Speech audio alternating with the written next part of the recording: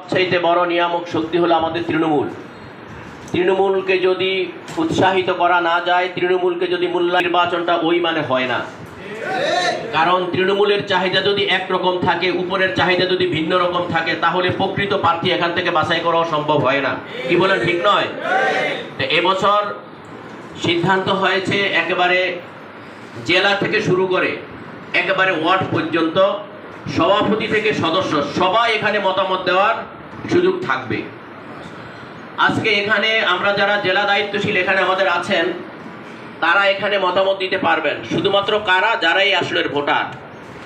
জেলা দায়িত্বশীলদের মধ্যে অনেক ওইখানে তারা মতামত, আমার কমিটির দায়িত্বশীল, জেলা দায়িত্বশীল যারা এই আসনের ভোটার, এবং অন্যান্য জেলা দায়িত্বশীল, যুব আন্দোলন, ছাত্র আন্দোলন, শ্রমিক আন্দোলন, কারণ একটা আছেন ইসলামী আন্দোলন বাংলাদেশ বর্তমান সময়ে একটি আদর্শ প্রতিষ্ঠা করার সংগ্রামে নিয়োজিত আছে এবং প্রায় সংগ্রামে পরিপূর্ণভাবে অন্য পরাশক্তির বিরুদ্ধে সর্বদা সর্বক্ষেত্রে তারা আন্দোলন সংগ্রাম করে যাচ্ছে।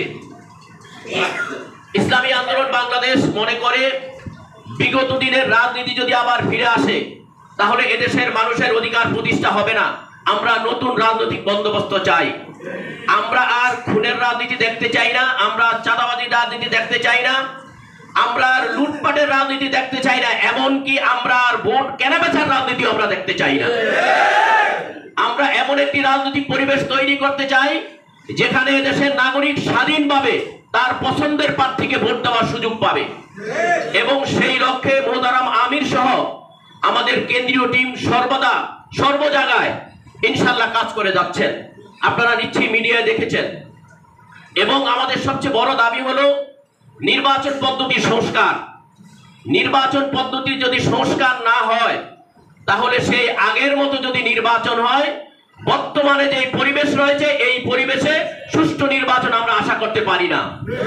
সেই হিসাবে আগামী জাতীয় মহাসমাবেশ আপনারা তো নিশ্চয়ই জানেন কয় তারিখে? 28 তারিখে। এই জাতীয় মহাসমাবেশ জাতির জন্য বড় একটি মেসেজ। অতএব এই মহাসমাবেশ 5ই আগস্টের পরে ইসলামী আন্দোলন বাংলাদেশের সবচাইতে বড় প্রোগ্রাম, এবং আমি মনে করি বাংলাদেশের সকল রাজনৈতিক প্রোগ্রামের চেয়ে সবচেয়ে বড় প্রোগ্রাম হবে ইনশাআল্লাহ। আমরা কেউ বাদ থাকতে পারবো না। এমনকি আমার এলাকায় যারা আছে সবাইকে আমরা নিয়ে সেখানে সমবেত হবে তো ইনশাআল্লাহ। আজকের এখানে মতামত গ্রহণ অনুষ্ঠান কিছুক্ষণের মধ্যে অনুষ্ঠান হবে। এই মতামতটা শুধুমাত্র তৃণমূলকে উৎসাহিত করার জন্য। এই মতামতটারও গুরুত্ব আছে। এটা একটা প্রাথমিক পর্ব। একজন জাতীয় নির্বাচনে এমপি প্রার্থী হতে হলে আসলে অনেক যোগ্যতার অধিকারী হতে হয়, যেটা আমাদের মধ্যে মোটেও নেই। শিক্ষাগত যোগ্যতার বিষয় থাকে, আর্থিক সম্মতির বিষয় থাকে, সামাজিকতার বিষয় থাকে, প্রশাসনিক লেভেলে তার অবস্থানের বিষয় থাকে। সবচাইতে যেই বড় বিষয় হলো সেটা হলো অন্য প্রার্থী তাকে প্রতিদ্বন্দ্বী মনে করি না, সেই বিষয়টা হলো সবচাইতে বড় বিষয়। আমি একজন প্রার্থী দিলাম, কিন্তু আমার বিপরীত প্রার্থী তাকে প্রার্থী হিসাবে গণনায় ধরে না, এমন প্রার্থী তো আমরা দিলে কোনো লাভ হবে না। আমরা এমন প্রার্থী দেব, এমন প্রার্থী চাঁদপুর থেকে আমরা বাছাই করব, ওই প্রার্থী যেন অন্য প্রার্থীর হুমকি স্বরূপ হয়ে দাঁড়ায়। যেন এতদিন যাই কিছু করছে এই প্রার্থীর সামনে দাঁড়ানোর শক্তি আমাদের নেই। তো সেই হিসাবে আমরা সবাই আমাদের আমানতদারিতা রক্ষা করব। এখান থেকে কোনো প্রার্থী ঘোষণা হবে না। অনেকে বিভিন্নভাবে হয়তো অনেকে ভুল ধারণা রাখতে পারেন যে এখান থেকে প্রার্থী ঘোষণা হবে। আপনারা যেভাবে আপনাদের আমানতদারিতা রক্ষা করে কেন্দ্র থেকে ছাপানো যে ব্যালট দেওয়া হয়েছে, এই ব্যালটে আপনারা দুইটি বিষয় লিখবেন। একটা উপরে লিখবেন হলো চাঁদপুর 3। এটা আমাদের কত নাম্বার আসন? চাঁদপুর 3। প্রস্তাবিত প্রার্থীর নাম লিখবেন। একটা কলাম দেওয়া আছে, একজনের নাম লিখবেন। আপনি একজনের নাম লিখবেন, আরেকজনে তো আরেকজনের নাম লিখতে পারে। একজনে একাধিক নাম লিখবেন না। একজনে কি একাধিক নাম লিখবেন না। একাধিক নাম আসতে পারে বিভিন্ন জন থেকে, কিন্তু এখানে একটা কলামে একজনের নামই লিখবেন।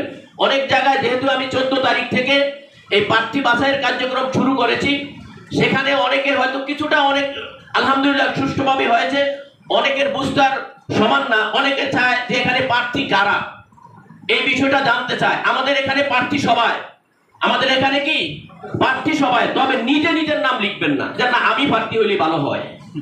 এই কাজটা আমরা করব না, যে আমার চাইতে আমার ভাই প্রার্থী হলে ভালো হয়। কি বলেন, ঠিক নয়? আমরা এই কাজটা করব।